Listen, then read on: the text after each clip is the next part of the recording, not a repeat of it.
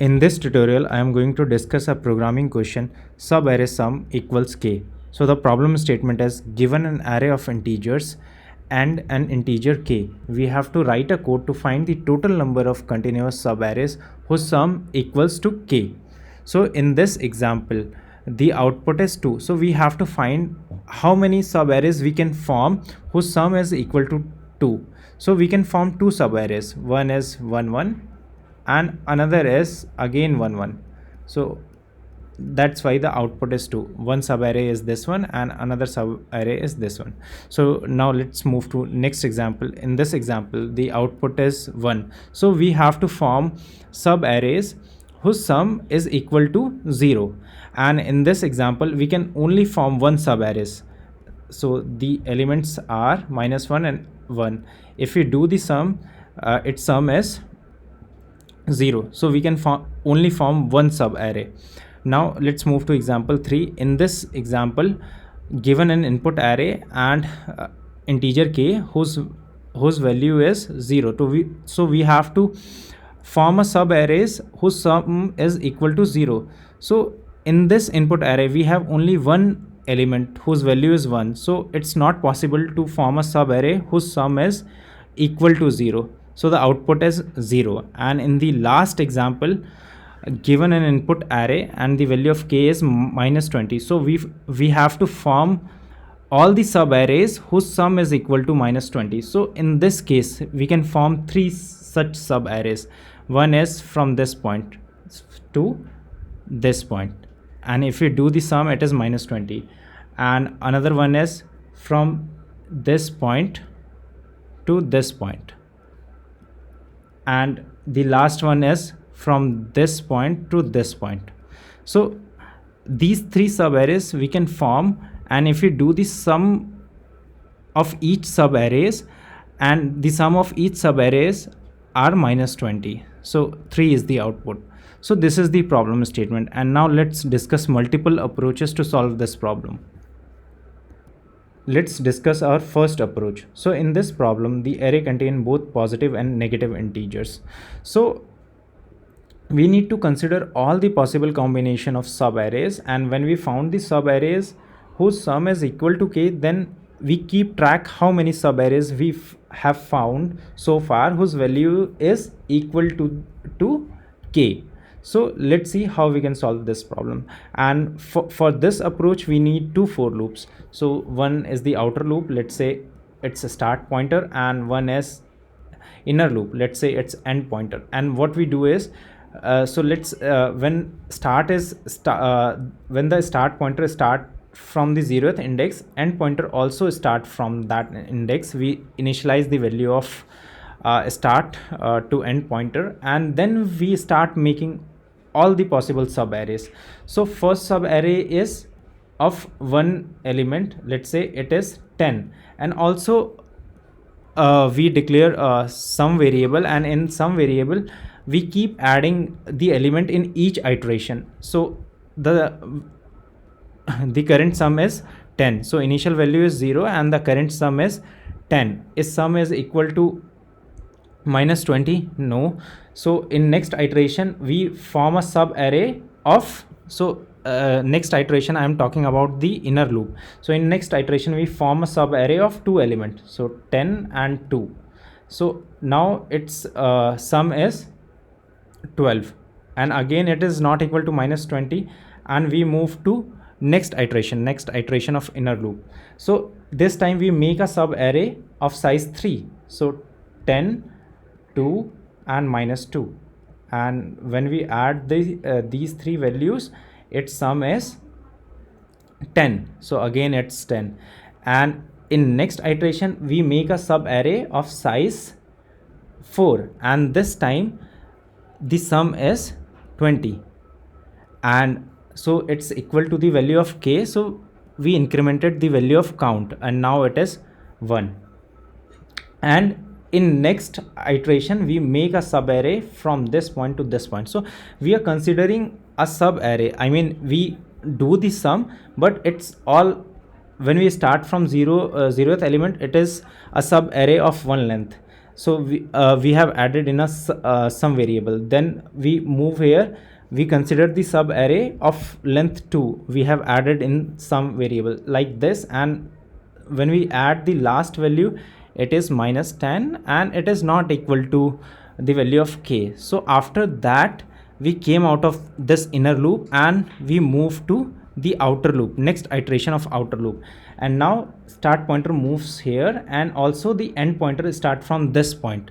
So remember what I have said, we have to make all possible combination of sub arrays. So start pointers move here and end pointer also move here. So we assign this value, start value to a end variable. So again we start here, so we make a sub array of length 1. So we make this as a sub array, and sum, again the value of sum is 0. Now we are going in next iteration. So the sum start from 2, and the next value is, now we make a sub array of size 2. So the sub array is like this, 2 minus 2, and the value is 0. Then we make a sub array of size 3 from this point to this point, and this time the sum is minus 30. And when we move here, when we take the last value and add them here, so it is minus 20, and it's minus 20, so we need to increment its count. And again then we came out of this loop and we move to the next iteration of outer loop. So start pointer moves here and then end pointers. Then again we started with this, so we make a sub array of 1 element.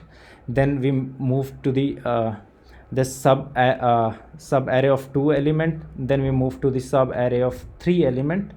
Then again we came out of this loop and we move to the second iteration, and in this way we found 3 sub arrays whose sum is equal to minus 20. And after that, when we came out of both the loops, we return the count, and the count is 3. So let's talk about its time and space complexity. And so its time complexity is O(n) square. We are using 2 for loops here to make all the possible combination of sub arrays.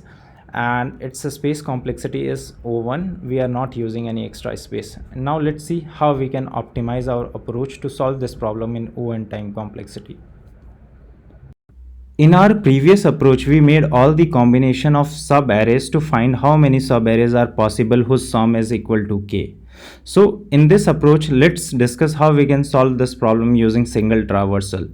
So the idea here is to run a loop, traverse this array and calculate the running sum. Running sum means, so from this index the sum is 10, from this index the sum is 10 plus 2, from this index the sum is 10 plus 2 minus 2. So in this way we calculate the sum, and at any point if the sum is equal to k, we increment the count, and also we store all the previous computed sum in a hash map. We are computing the running sum, and also we are keeping the previously computed sum in a hash map. So if the sub array is present in an array whose sum is equal to k, then at any given point of time the current sum is increased by desired sum by sum minus k. So sum is a running sum and k is the desired sum. So if prefix sum is present in the map, it means sub array is present whose sum is equal to k.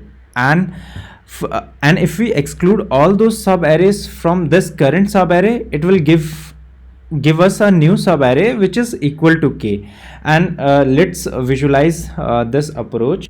I have written few variables here, and at each iteration we update its value and we visualize how this approach is working and how we are solving this problem using this approach. So this sum is a running sum. Index here is to just keep track of the indexes so that we can see the concept of this prefix sum, and in map we keep the sum and number of time we have seen this sum. So let's see. So in the first iteration, when we start iterating an array from this index, so the sum is 10 and it is at 0th index. And in map, let's say I have seen the 10 one time, so I am updating it with 1. And if I do this sum minus k, so sum is 10 and k is minus 20. So is 30 present in a map? No. So this condition is skipped, and in next iteration when we reach at this point, so let's add 12. And is 12 is equal to k? No. So this condition is skipped. And what's its index? Its index is 1. And also let's put 12 in a map, and it's seen one time. And also let's see this condition whether the sum is 12 and it is 20. So is 32 is present in a map? No. So it is sum minus k, and k, the value of k is minus 20. That's why it is 32. And in next iteration the value is minus 2. So the previous computed sum is 12, and when we add minus 2 to it, so it is 10. So 10 is equal to minus 20? No. So 10 minus 20, which is 30. 30 is present in a map? No. So let's put 10. So 10 is already present in a map, so we get its previous value, which is 1, and then we add 1 to its 2. And now let's write its new index, which is 2. Then in next iteration we get minus 30, and the previous computed sum was 10. So when we do 10 minus 30, which is minus 20, now minus 20 is equal to k. So let's increment its value, and then we reach at this step, and at this step it is minus 20 and plus 20, which is 0. So is 0 present in a map? No. And here we have to put the sum, which is minus 20, and the index is 3.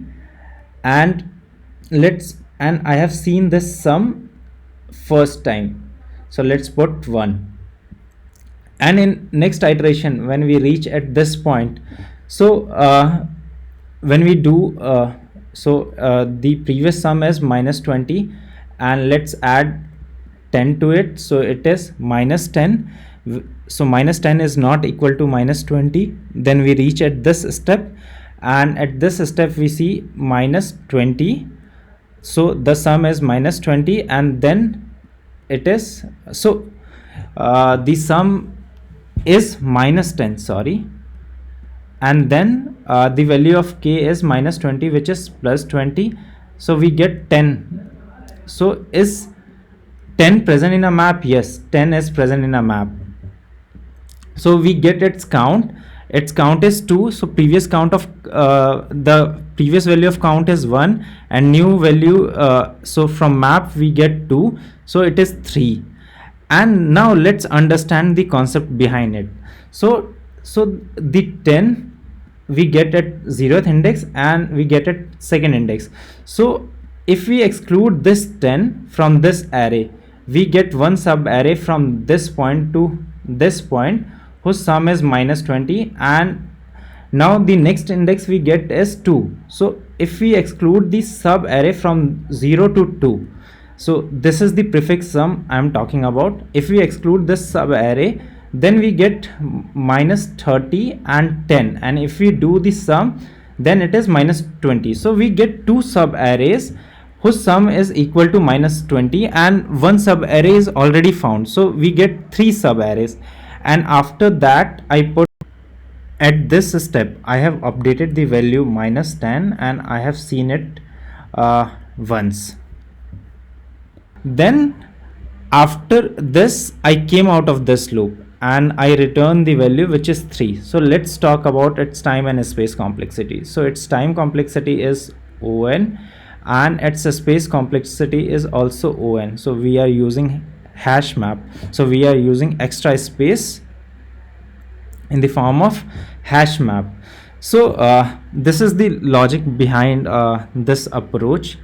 And That's it for this video tutorial. For more such programming videos, you can subscribe our YouTube channel. You can visit our website, which is https://webrewrite.com, and please don't forget to like this video. Thanks for watching this video.